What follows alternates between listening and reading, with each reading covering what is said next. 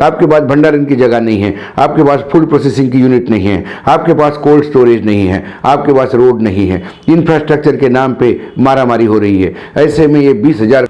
नमस्कार, स्वागत है आपका हिंद वॉइस में। लेकर आया हूं आपका अपना कार्यक्रम अशोक वानखड़े बोलता है तो तोलता है। इस बार कौन तुलेगा? तुलने की बात करें तो फिर इस बार मुझे लगता है कहीं ना कहीं हमारी न्यायपालिका को भी तोलना चाहिए। दो मसले हैं, इसमें आप खुद देख सकते हैं कि क्या सही क्या गलत। एक, राष्ट्रपति भवन से इंडिया गेट तक एक नया पार्लियामेंट भवन बनने जा रहा है। 20,000 करोड़ का प्रोजेक्ट है। यह भवन बनना चाहिए कि नहीं, यह योजना लागू होनी चाहिए कि नहीं, इसके लिए कई लोग कोर्ट में गए। सर्वोच्च न्यायालय के 3 बेंच ने फैसला सुनाया। मेजॉरिटी का फैसला था। 2 जजेस ने कहा कि ये ठीक है, प्रोजेक्ट को हरी झंडी मिलनी चाहिए, प्रोजेक्ट होना चाहिए। एक जज ने अपना मत विपरीत दिया। जस्टिस खानविलकर और महेश्वरी जी ने कहा कि विकास के काम में जब तक रुकावट नहीं होनी चाहिए तब तक कानून का मुताबिक हो, मतलब जब तक कानून के मुताबिक यदि कोई चीज़ हो रही होगी तो उसमें रुकावट नहीं होनी चाहिए। लेकिन जस्टिस संजीव खन्ना कहते हैं ज़मीन के इस्तेमाल के बदलाव और पर्यावरण मंजूरी देना कानूनन गलत है। लोगों की राय इसमें नहीं ली गई। इसके वजह से उन्होंने अपना मत विपरीत दिया। तो 2 और 1 के हिसाब से न्यायदान हुआ और सेंट्रल गवर्नमेंट को ये परमिशन मिल गई। केंद्र सरकार कहती है कि हम हज़ारों करोड़ रुपए का बचाव करेंगे। केंद्र सरकार कहती है कि ये ज़रूरत है। केंद्र सरकार कहती है कि अभी इसमें मंत्रालय भी होंगे, एक ही जगह होंगे और लोगों की बैठने की कैपेसिटी, बहुत सारी बातें प्रोजेक्ट के बारे में कही गई है। और ये भूकंप का भी इस पर इम्पैक्ट नहीं होगा, जो आम आदमी जो भाषा में मैं समझ सका उसका। लेकिन कोरोना की महामारी के बाद, यानी नोटबंदी के बाद इस देश की इकोनॉमी का जो डिरेल हुआ है, उसके बाद कोरोना आया। कोरोना से हमारी आर्थिक स्थिति और गंभीर हो गई है। कर्जे पे कर्जे हम लेके जा रहे हैं और सरकारी जो परियोजनाएं हैं, मतलब सरकारी जो संस्थान हैं, उनको लगातार हम बेचे जा रहे हैं। रेलवे हो गया, एयरपोर्ट हो गया, अब तो हमने सोचा कि अशोका होटल भी लाइन में है। ऐसे तमाम चीज़ें हम बेचते जा रहे हैं। सरकार अपना जो स्टेक है विभिन्न पब्लिक एंटरप्राइजेस में, उसको भी बेचे जा रहा है क्योंकि सरकार के पास पैसा नहीं है। राज्यों का जीएसटी का जो शेयर है वो अभी तक पूरा उनको मिल नहीं रहा है, सब दूर त्राही त्राही है। 20 लाख करोड़ का पैकेज हुआ अनाउंस, लेकिन वो 20 लाख करोड़ अभी तक लोगों तक पहुंचे नहीं हैं। उसे पैकेज अनाउंस होते होते आज 6-7 महीने हो गए। दूसरे पैकेज की भी बात हो रही है। ये तमाम बातें हैं, पैसे की त्राही त्राही है। पैसा है नहीं, सरकार के पास नहीं है, राज्य सरकारों के पास नहीं है। राज्य सरकार बड़े मुश्किल से हर महीने अपने कर्मचारियों के तनख्वाह के लिए जुगाड़ करते हैं। सभी एजेंसीज के बिल थमे हुए हैं। यदि हम स्मॉल, मीडियम और माइक्रो इंडस्ट्रीज़ की बात करें तो उनके लिए जो 3.5 लाख करोड़ का पैकेज गया था, वो पैकेज छोड़िए, वो कहते हैं कि हमारे जो 5 लाख करोड़ के बिल है पब्लिक एंटरप्राइजेस यानी सरकारी उपक्रमों में और सरकार के पास, वो भी हमको बिल मिल जाए तो हमें किसी और सहायता की ज़रूरत नहीं चाहिए। लेकिन सरकार बार बार कहने के बाद भी, बोलती सरकार बहुत है, करती नहीं है, यही दुख है। इसी वजह से सब दूर मामला रुका हुआ है।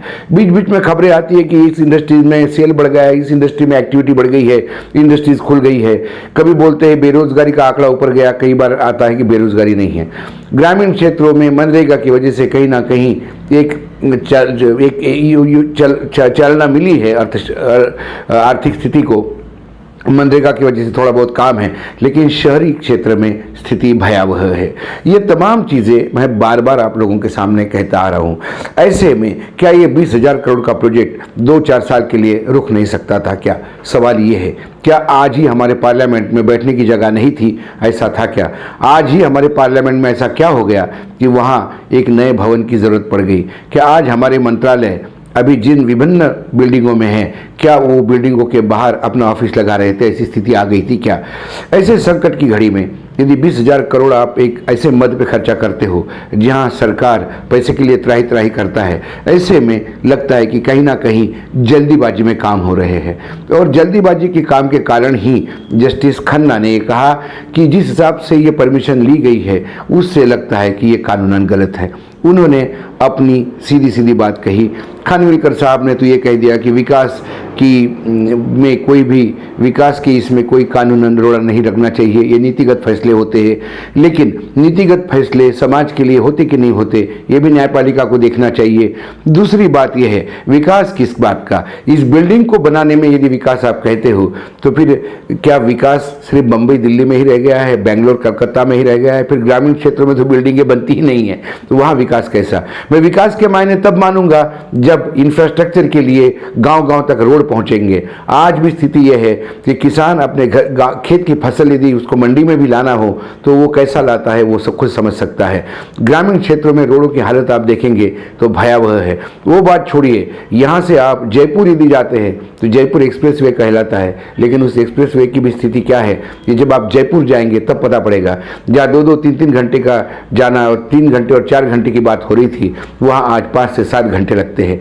ये तमाम बातें बताती है कि सरकार बोलती कुछ है और करती कुछ है। आज हमको चाहिए होता है उस 20,000 करोड़ में कितने भंडारण की व्यवस्था हो सकती थी। आज स्थिति यह है कि मैं कल पढ़ रहा था कि जो अपनी छत्तीसगढ़ सरकार है, छत्तीसगढ़ सरकार के पास 60 लाख टन चावल है जो उन्होंने एमएसपी पे खरीदा है। उसमें से 24 लाख टन चावल तो पीडीएस यानी कि वो अपने राशन की दुकान पे चला जाएगा। बाकी 24 लाख टन जो है वो एफसीआई खरीद रही है। 48 लाख टन जाने के बाद जो 12 लाख टन बचता है वो रखे तो कहाँ रखे? उस चावल का करूँ तो क्या करूँ, ऐसा बघेल साहब हर एक को सवाल पूछ रहे हैं। वो बार बार कह रहे हैं कि एफसीआई ने मुझे कहा था कि मैं 60 लाख टन चावल वो खुद खरीद लेंगे। इसकी वजह से मुझे भी लगा कि मैं किसानों का भला करूँ, किसानों से एमएसपी पे सारा मैंने माल खरीदा है। आज स्थिति यह है कि वो 12 लाख टन चावल का भंडारण की स्थिति नहीं है। कई जगह मध्य प्रदेश में हमने एक स्टोरी की थी जिसमें मध्य प्रदेश में जो पीडीएस का गेहूं विभिन्न उज्जैन से विभिन्न जिलों में भेजा था वो पानी में सड़ गया क्योंकि उनके रखने की जगह नहीं थी। आपके पास भंडारण की जगह नहीं है, आपके पास फूड प्रोसेसिंग की यूनिट नहीं है, आपके पास कोल्ड स्टोरेज नहीं है, आपके पास रोड नहीं है। इंफ्रास्ट्रक्चर के नाम पे मारामारी हो रही है। ऐसे में ये 20,000 करोड़ का उन लोगों के लिए जो अभी अच्छी सुविधा में बैठे हुए हैं, मुझे नहीं लगता कि कोई सांसद ये कहता होगा कि उस चेयर में वो बहुत सुकड़ के बैठा है जहां वर्तमान में बैठा है। सरकार इसको थोड़ा आगे भी खिसका सकती थी, लेकिन नहीं। सरकार में कुछ लोगों को जल्दी है, वो चाहते शायद उनका नाम उस पट्टी पे अंकित हो कि उन्होंने भूमि पूजन किया था और उन्होंने प्रवेश किया था। अपना नाम यदि आप चाहते हो इसके लिए करने के लिए, यदि ये प्रोजेक्ट को आप बहुत जल्दीबाजी में कर रहे हो तो कहीं ना कहीं फिर ये देश के साथ अन्याय कर रहे हो। बार बार 135 करोड़ लोगों की दुहाई बात करते हो लेकिन होता कुछ नहीं। ये एक छोटा सा उदाहरण मैंने आपके सामने दिया। सुप्रीम कोर्ट के भी जस्टिस 2 जजों के वर्सेस 1 जज, मुझे नहीं लगता संजीव खन्ना ने भी कुछ अलग बात की होगी, क्योंकि बड़े प्रोजेक्ट जब होते हैं, कोई उद्योग भी लगाता है किसी क्षेत्र में, तो उसकी पब्लिक हियरिंग होना बहुत ज़रूरी है। और जब पब्लिक हियरिंग होती है और पब्लिक कोई ऑब्जेक्शन उठाते हैं तो वो जो प्रोजेक्ट लगाता है उसको उस ऑब्जेक्ट का निराकरण करना होता है। दिल्ली के राष्ट्रपति भवन से लेके इंडिया गेट तक पूरे दिल्ली में इतना बड़ा प्रोजेक्ट आ रहा है, लेकिन क्या कभी पब्लिक हियरिंग हुई क्या? ये खन्ना साहब का सवाल बहुत वैलिड था, ऐसा मुझे लगता है। क्या आने वाले समय में यदि कोई पब्लिक हियरिंग ना करे और यदि उस पर कोर्ट कहे कि आपने पब्लिक हियरिंग नहीं करके कानून का उल्लंघन किया और उसने यदि इस केस का साइटिंग दिया तो सर्वोच्च न्यायालय के पास दिखाने के लिए क्या होगा? सवाल ये भी उठता है। एक आम आदमी की तरह से सवाल उठाता हूँ क्योंकि ये मुझे समझ के परे है जो हुआ है। ये आज इतना ही, फिर कुछ आऊँगा अगले बार कुछ नए विषय के साथ। तब तक आप देखते रहिएगा हिंद वॉइस।